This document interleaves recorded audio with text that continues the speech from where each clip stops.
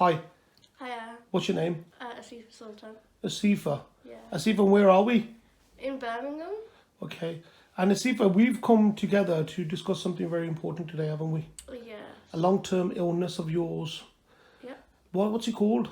It's osteopetrosis. Mm-hmm. Very, very commonly confused for osteoporosis, Okay. which essentially is quite similar, but it's actually the opposite. Okay. Osteopetrosis is mainly found in children. Mm-hmm. It's a genetic disease, so it's inherited from the parents. And I remember you telling me that quite many years ago they didn't know this, did they? No, actually, I had an older brother who was born in '82, and he was diagnosed in '83. And at that time, they thought it was a 1 in a million chance. Mm-hmm. And then 10 years later, in '93, when I was born, they actually told my parents that it's genetic. And how old are you right now? I'm 25. 25. Yeah. When's your birthday? 6 Go on, when's your birthday? March. March. Yeah. We just missed it, so happy birthday to you. I know it was in March. Right, so tell me from the beginning, right? So you was born when, which year? 93. 93. Yeah. And did the doctors say that you could have this illness? Well, before I was born, they didn't. As far as my mum and dad were concerned, okay, they had a child. It had osteopetrosis. It's quite rare, 1 in a million. Everything else was normal, like normal pregnancy and everything. So there was nothing to alert them. There was nothing to, like nowadays when people do have that sort of genetic history, they can say, oh, let's test a child when the child's born or whatever. There wasn't anything like that back then. Okay. So it was a normal birth? Yeah, normal birth. Everything was fine up until I was about, I think, 3 months. Mum said I got a chest infection, and it's when they did my chest X-ray that they actually saw from my ribs and stuff that hang on, there's something different about my bones. And because of the way osteopetrosis is, those bones would look more solid, more white. Whereas in an average, like a healthy person, there's a bit inside the bone which is hollow, which is where your bone marrow is. Mm-hmm. And that's what people with osteopetrosis don't have. Either they don't have the bone marrow or they don't have enough. So our bones, they're white, more solid. That's when they thought, hang on, there's something different here. Let's tell the parents. And when they started telling them what they thought it was or what the symptoms were, Mum and Dad kind of had that inkling, okay, something's not right. The same thing, yeah. Right, okay. So they had children prior to this? Just my older brother. The older brother. Yeah. He passed away at an early age as well, didn't he? Yeah, he passed away. He was 8 years old. And with the same sort of illness? Yeah, he had exactly the same, found exactly the same way, chest infection. Okay. He had a bone marrow transplant, which at the time, and even today, they think it's the only chance of a cure. Mm. So they had a bone marrow transplant. Mum was the donor for that. Sadly, he didn't make it. He passed away at the age of 8, and then 2 years later, I was born. We do have an older sister who was born in '86. So between my older brother and me, she, alhamdulillah, is healthy. She's not diagnosed with it. Okay. But we have found out that she's a carrier of the gene. Okay. So that excuse me, that doesn't actually affect her, but would that affect her children? If she's a carrier but her husband isn't, then no. Her children have a 50-50% chance of being carriers or not being carriers. If my brother-in-law did have that gene, then they would have the same sort of options as mum and dad. They'd have like a 50% chance that the child is born with osteoporosis, 25% chance the child is just a carrier, and then 25% chance that the child is completely clear. Okay. Right, so when did you, from memory, you're now 25, from memory, when do you remember actually being not, say, let's use the word normal, when you knew there was something wrong? I think very early on, because at the age of 3, I started some treatment called gamma interferon, which are injections that you have 3 times a week. I had them Monday, Wednesday and Friday in my legs. And as a child, that was really traumatic for me. I take it the kids don't like injections anyway, but this was quite painful and you remember this sort of memory? Yeah, it was the fact that my dad, who I'm very, very close to, would have to like hold me down, and then my mum would be the one to inject me and stuff. And then I used to kind of, once I learnt that routine, I started to pick up on things and I started to run away. And obviously, like 3-year-old child, 6 o'clock at night in winter, running down the roads, it's not ideal. And like at the time, we did live in a different area where a lot of my family was on that road. So in that sense, I was lucky that I had those people kind of like looking out for me. But I think it started to mess up my relationship, especially with my dad, because I didn't trust him. I wouldn't go near. I was actually scared of them, because I think like I wouldn't let my dad hug me in case my dad, because sometimes that's how he'd have to entice me, because he knows I wouldn't go near him, so he'd have to be like, oh, I'm just gonna give you a hug. And give me a hug, and then he'd kind of give my mum that signal, like, go and get the injection ready. And then I'd realise, hang on, he's just giving her a signal.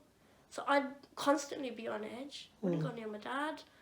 I remember my mum was saying that, especially on a Monday, Wednesday and Friday, the days I had the injections, after Dad would come home from work, have a shower.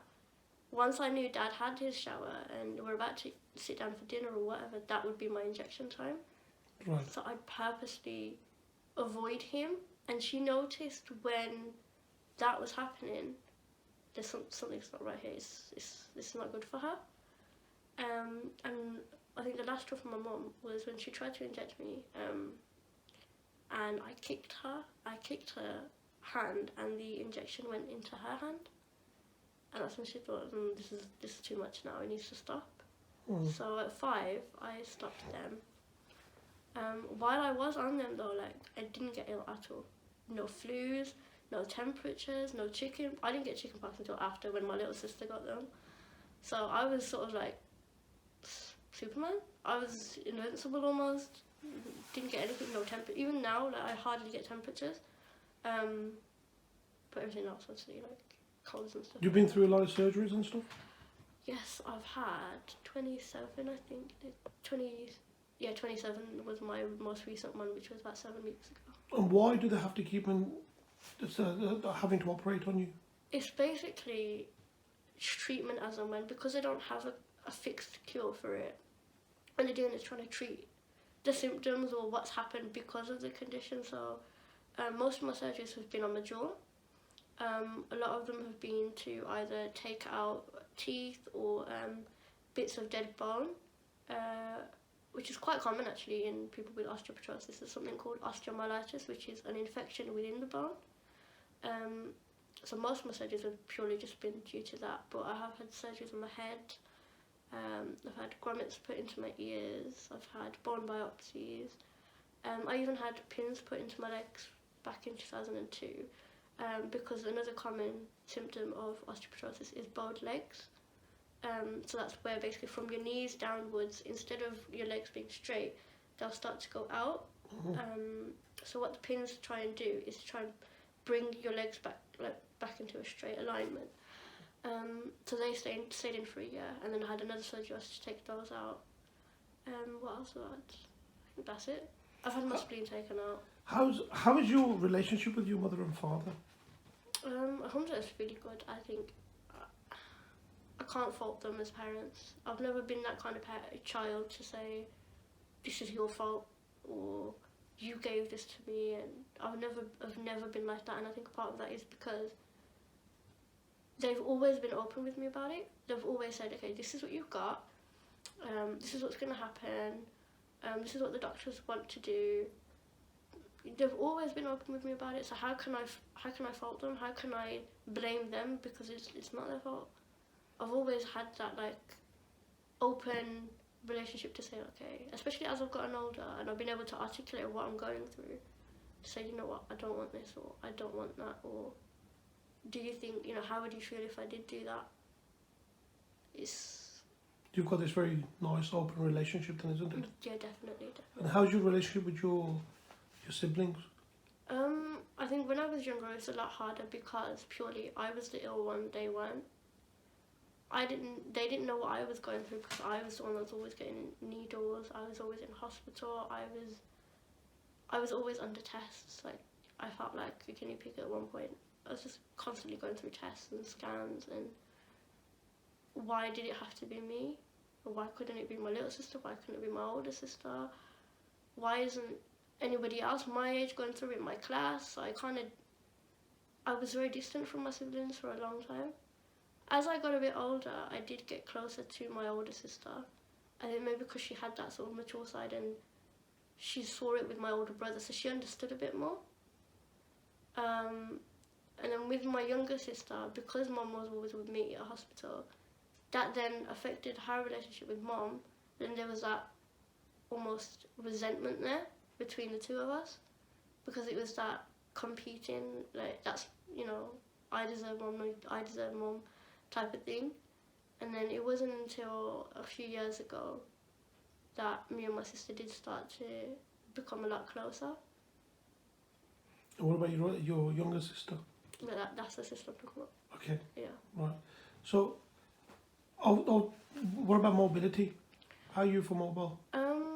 It kind of just depends on, like, I think as I've gotten older, it has lessened quite a lot. I think part of that is because of my vision. My vision deteriorated in 2008 post-op. Part of it is just because I'm feeling like my body is becoming a lot more stiff. I have tried to, like, exercise and stuff like that, and when I was exercising, I was doing okay. You know how they say, like, keep your muscles moving and stuff.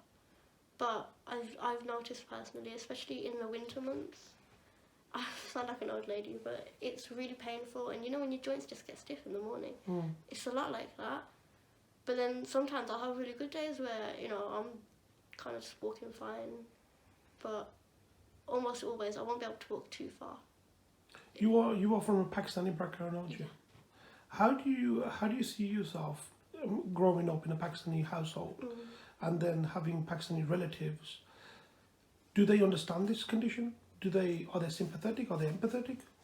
I think because of the issues that had happened with my older brother, because they already kind of recognised it, a lot of my family was, yeah, they were quite sympathetic towards me. I can't say that any of my cousins were like, oh, what's... The younger ones, like, I've had, you know, we've explained it, they've kind of learnt, like, to them it's just normal, isn't it? Like, I am the way I am type of thing. But I think further outward, like, extended family, there's never really been that, oh, this isn't serious, because, again, it's a Pakistani community and word does travel. So when my brother had it, my brother then passed away from it, it kind of just was like, oh, okay, it's happening again type of thing. Would you say that they agree, they understand, what you have, or do they just look at you as a disabled person? No, I think they understand what I've got. They understand. Yeah, that? yeah. Okay. Anything else you want to add? Not really. I think, like you said, like, my family, because they've recognised it, they would look at it, they'd understand what's wrong with me, whereas other people who don't know what osteopetrosis is, they would just look at it as, oh, she's got some kind of illness, or, oh, yeah, she's disabled, or whatever their explanation would be. Well, thank you, and we hope you all the best. Thank you. You have got a event coming up soon as well, haven't you? I do, yeah. It'll be my first. What's going on? What are you doing? It'll be my first fundraising event, all together. So I'm really excited. And this is to raise awareness of the disease itself. Yeah, I'm hoping to raise awareness of my campaign, get the name of osteopetrosis out there, and just teach people about it. At the same time, I want to bring communities together. You know, like the Asian community, the white community, black communities. I just want everyone to kind of come together for one purpose and just kind of learn, because that's what's going to get us somewhere. Okay, wicked. Thanks a lot for your time.